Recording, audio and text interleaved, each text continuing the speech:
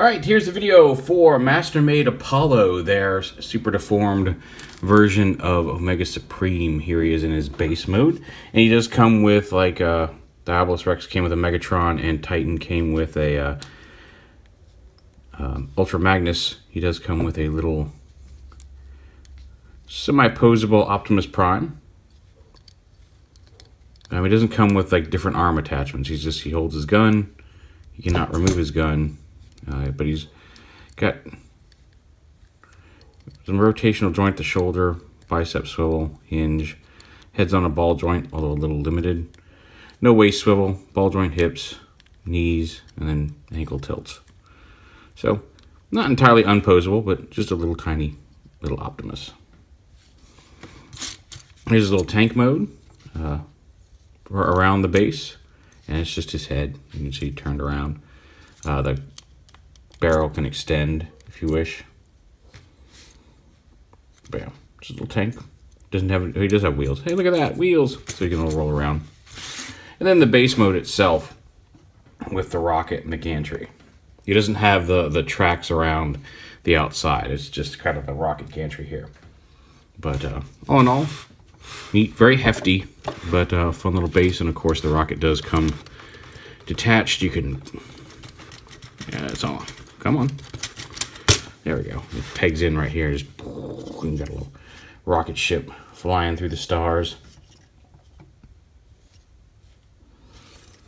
And then the base gantry itself, which needs to be plugged together a little better. There we go. Come on, all the way on. There we go. So yeah, there's his base mode. His transformation is actually not super difficult. We'll go ahead and there is some parts forming involved. So we pull this whole back piece off, we untab it from there, and then untab this. This should have been tabbed in, but untab this piece from out of there. And just bring the arms down, rotate them around here, rotate his fists around. He does have fists currently, but there's his torso ready to go. These pieces are actually really cool. You want to fold up this, fold this down. It rotates here, but then this piece clicks into the leg. It's just kind of a click to release transformation when going back and forth. And then this piece folds up and down to cover those pistons. Same over here. And then you fold the feet up. Bring the legs down and around.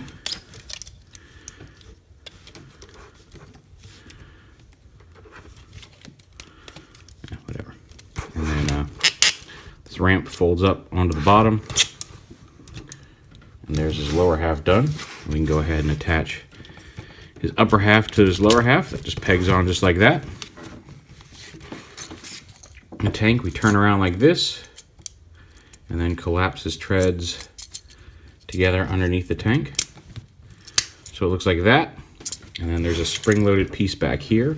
You just pull this back, slide the tank in, close that up, and now there's his body all attached. This piece right here, you fold these up like this, fold it down and around that panel like that, bend it like this.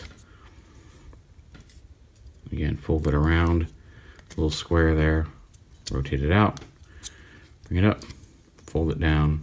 Now you've got his wing backpack, which pegs on right here. And these are articulated. You can rotate them right here, down here, as well as angle them back. So however you want to position them is up to you. I like to give them a little bit of an angle.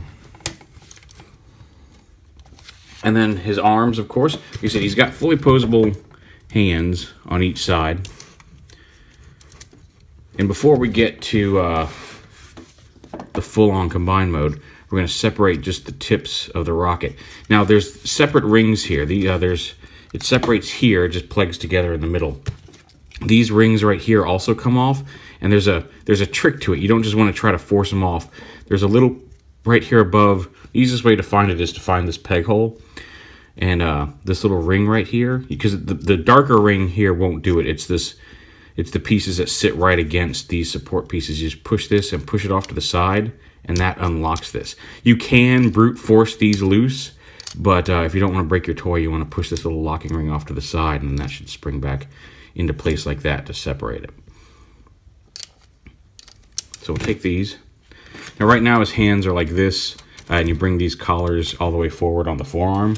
But when you're doing the hammer, you can slide these up, slide this piece up over the fist. You kind of want to have the fist balled up, and then these these pegs will peg into the upper arm like that. So you can kind of bulk up his forearms a little bit. Again, use the unlocking ring.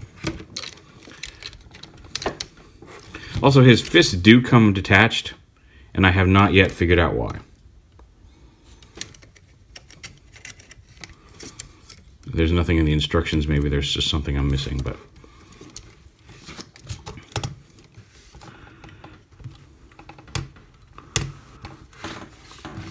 and then these pieces, you fold these up flat like that. And then, now the instructions say you can leave this just completely as is. The instructions say you should take these pieces, open them up like this, and then completely remove this centerpiece, and then attach these together. They clip together just right there, and then pull this all the way up to form the head of the hammer. You can leave that folded back. You can leave this attached if you want. That's what the instructions say to do, but it's entirely up to you. But so you got this, the head of the hammer here, and then these support struts on the wings come off. You just plug them together, rotate that however you wish, and then this peg hole, just find one of the ones on either side of the hammer, plugs in just like that. And now you've got kind of a war hammer he can hold. Again, this is why I like to have this on here and then the pieces back, because it feels more like the middle of the hammer versus the hammer kind of sitting way forward on the handle, but it's entirely up to you. And he does have a peg hole in his hand.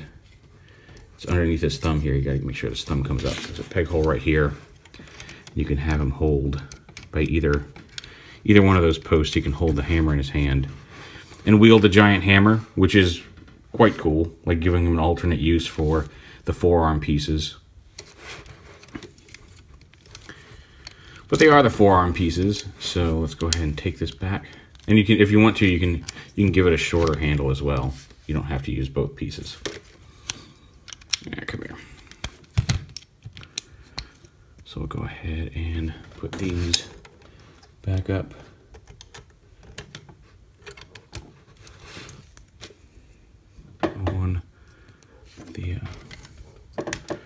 On his wings, and then of course we'll take these again. Remember, locking rings here to detach them. Reattach this piece, and again you can close these all the way up. It's kind of cool if you want to make it look like his cannon is blasting. You can kind of leave these panels open, like they've opened up for power. But close those up, and then you just slide this up over one fist, attach it right there. Open up the fingers again. And same over here, fold up the fist. So it'll fit inside there. Cover it up, snap it together.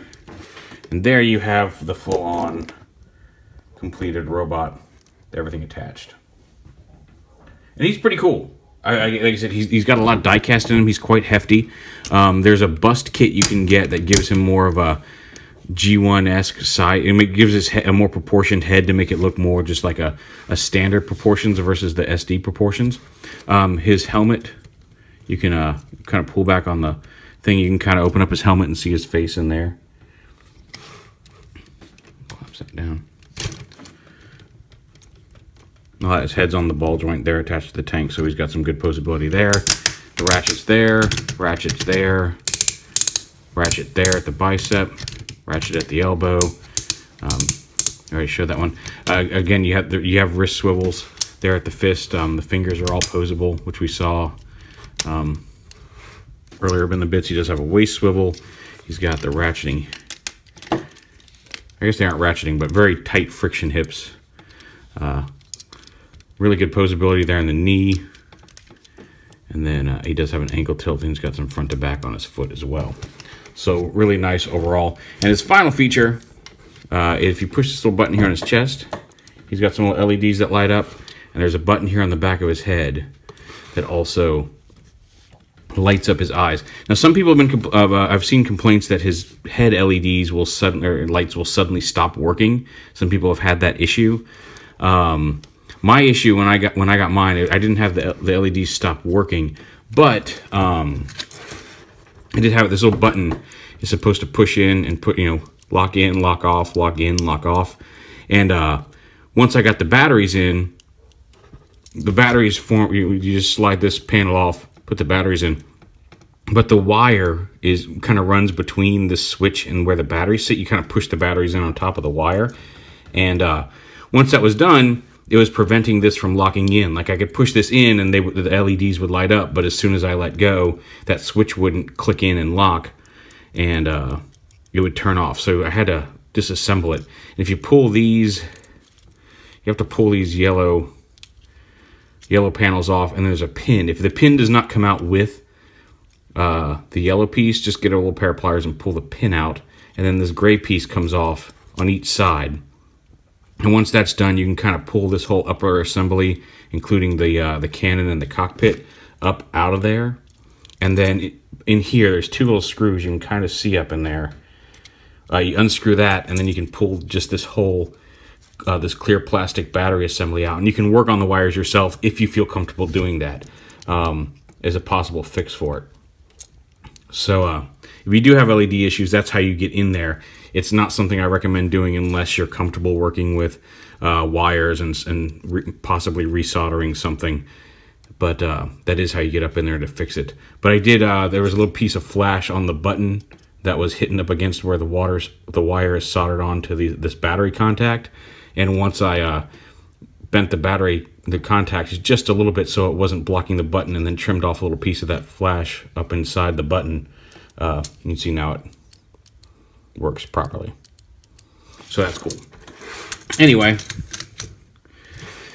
he's outstanding toy, even if the LEDs don't work. He's just a lot of fun. I love his design.